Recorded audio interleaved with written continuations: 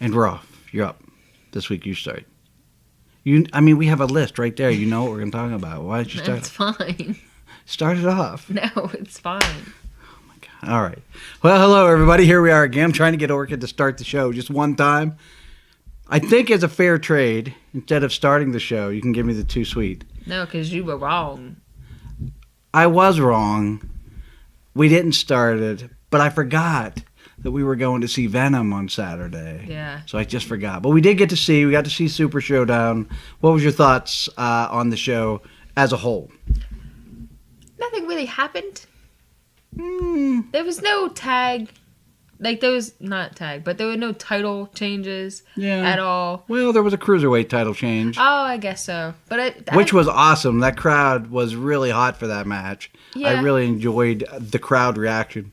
It's not going to make me want to tune in to 205 Live, right. But I thought the crowd was really fun for that match. I think that was probably because he was from Australia. Sure. Same way with Billy Kay and Peyton Royce. I mean, they were hot for those guys because of that. But other than that, like, there was nothing...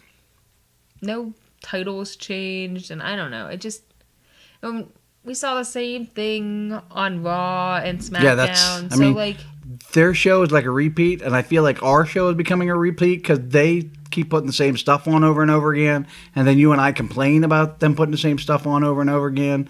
The title change was kind of fun. I enjoyed that. I don't know how I feel yet about the Daniel Bryan and Miz, where Daniel Bryan become the number one contender in, like, was it a minute and a half? Yeah. 3 minutes tops. How did you feel about that? It felt weird. It felt like the ref messed up. Yeah. Because, it didn't, like, you know how, like, the ref always goes ding, ding, ding, and then, like, the music hits instantly. But it felt like that moment took, like, forever. It was a very, like, ow. Oh, and the crowd was sort of ding. looking around at each other before it happened because nothing had really happened. It wasn't that, like grab you match and then all of a sudden it was over. Yeah. I think that from time to time, maybe it's not a bad idea to have matches like this because what it forces you to do is stop doing this and just watch the wrestling. Right. And I'm as guilty of it as anybody. Like, I'll tune in and out when I know they're in the heat of a match, in a tag match. Like, I'm scrolling through social media and waiting until they get to the finish or waiting for a promo because those are the things that I like, finishes and promos. Right. So, like, it's maybe I should watch it a little more closely. It's difficult to watch, though, when a show, and again, here I am as a broken record, 4 hours. 4 hours. So we watched 4 hours on Saturday. For us, it was Saturday evening when we watched it. Mm-hmm.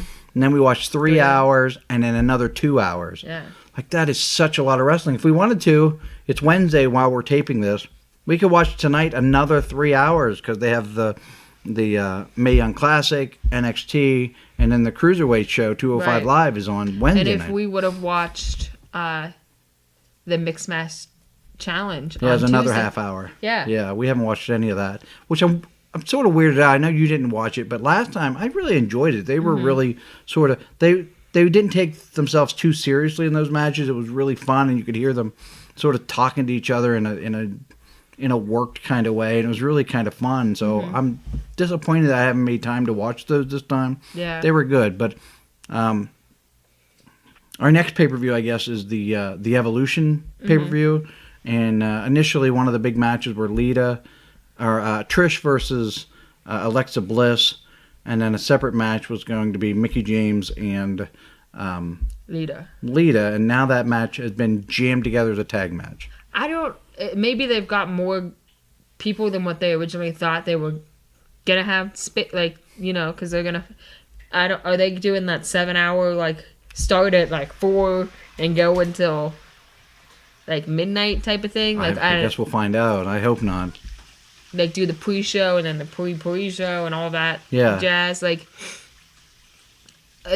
Or are they just doing the 4 hours? Just 4 hours. Yeah.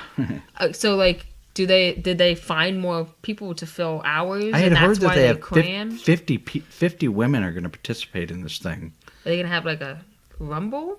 I don't know how they're going to fit them all in, but that's where I had read that there was going to be 50 women involved in this show. I don't know. I'm probably looking forward to this show more than you are, which seems weird. Mm-hmm. Like, you think as a female wrestling fan, this would be something that really grabs you. Right. Why do you think it isn't grabbing you the way that maybe WWE expects it to grab women in general? I still feel like there's not a lot of storyline with these women. And, like, if there is storyline, there isn't good storyline. And, like, I don't know. I think that they're, like, there's not really anybody on the card right now who I think is really, like, that amazing that I want to see. How did you feel? Speaking of women, we have a new match that was announced this week for the Evolution pay-per-view, which is going to be Ronda Rousey versus Nikki Bella. Any thoughts? Why didn't they tease it a little more? That's, like, I understand Nikki is always Nikki and Brie have always had that weird, like, heel babyface, like, thing. I don't understand why we didn't do a little more of, like, the teasing. Because, I mean, like, Ronda Rousey was around with the Bella twins for a while. Why didn't they try and do more of a storyline instead of just having Nikki and Brie beat her up on Monday? Well, if you tease it, then you're sort of showing your hand a bit, and the shock value is sort of not there. But, I mean, the shock value was already gone, because you, like... Yeah, we knew that match was coming. Yeah, I don't know. I don't know how you fix wrestling from that end, where there's constantly leaks coming out about this and that. And I'm somebody that tries to avoid those. I used to want to know. Mm-hmm. Now I never want to know. I want to be surprised in a moment. Like now that I know, and we're going to get to this a little later, that Shawn Michaels coming out of retirement, like, I might have been excited about it if I hadn't already known about it. Right. And I don't know how you stop that. Like I said, I try to stay off the internet, and I think WWE is doing it to itself, because, I mean, like, they're promoting matches months in advance. Yeah. And not, like... Right, yeah. And I understand that they have to do that to sell tickets, but I don't know. Yeah. Well, we have something that's, not always great stories, but I'm sort of enjoying this. And, I'm not a big Shield guy, mm-hmm. but I'm sort of enjoying this thing with Dean Ambrose and the Shield. Mm-hmm. Is he going to stay with the Shield? Is he not? Have you been enjoying what they've done the last 3 weeks with this? I enjoy the Dean Ambrose and Shield stuff. And I even enjoy the Braun Strowman the Braun Strowman team with the Dean Ambrose stuff. I don't... Like... When it's just the Shield and when it's just the Braun Strowman group, I'm not enjoying that stuff. And, like, I'm not enjoying their matches. They put on a good match. I don't know. I've just seen it a lot. Here's the problem, and I agree. We have seen it a lot, and I'm sort of burnt out on it. But who's left? I mean, who are the heels that step up to fight the Shield at this point? Right. Like, tell me who the next 3 guys are. I don't know. I don't see it. Mm-hmm. So, I mean, I think they've sort of painted themselves in a corner of, these are our 3 heels, mm-hmm. and you're going to get them ad nauseum. And it's so funny. I mean, we've talked about this a few times. I absolutely think Drew McIntyre is championship material, and it blows my mind. I said it to you when we were watching it. Like, that's the same guy that was a straight job guy in 3-man band. And now, like, if you were going to tell me he's going to be the champ for the next 2 years, mm-hmm. I'd be like, yeah, I can see that. It's so funny how he's changed the course of his own career. He's really done a nice job. And sometimes some of these guys, I think it's a good idea for them to leave when they're not really doing things with them. Mm-hmm.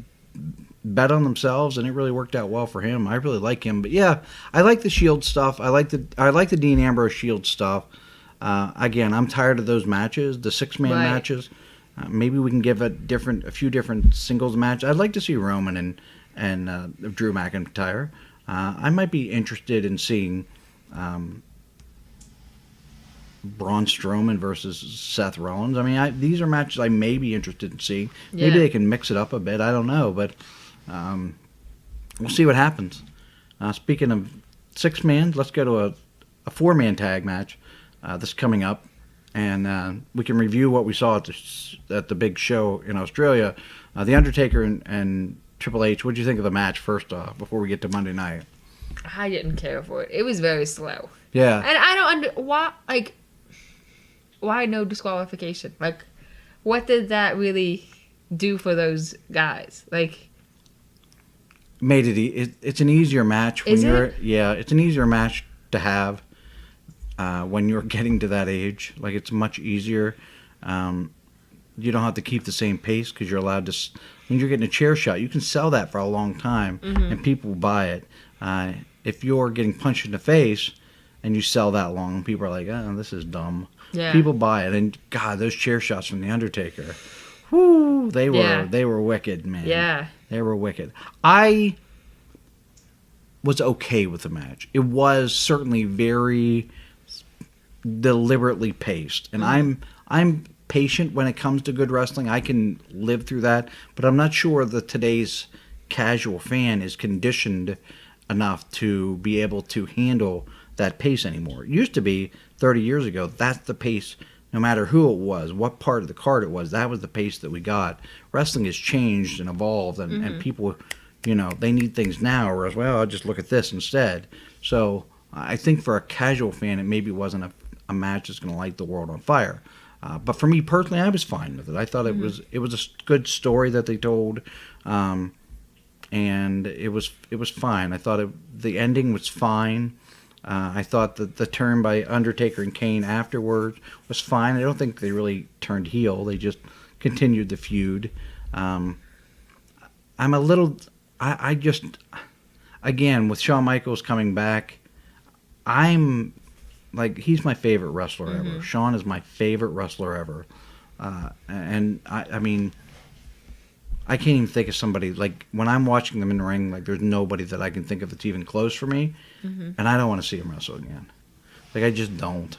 Like, let me remember him as he was, not as he's going to be. And so, I don't know. I think that they got maybe some direction from the people in Saudi Arabia that are putting on these shows. They want something like this, and they're going to do it. Yeah. And,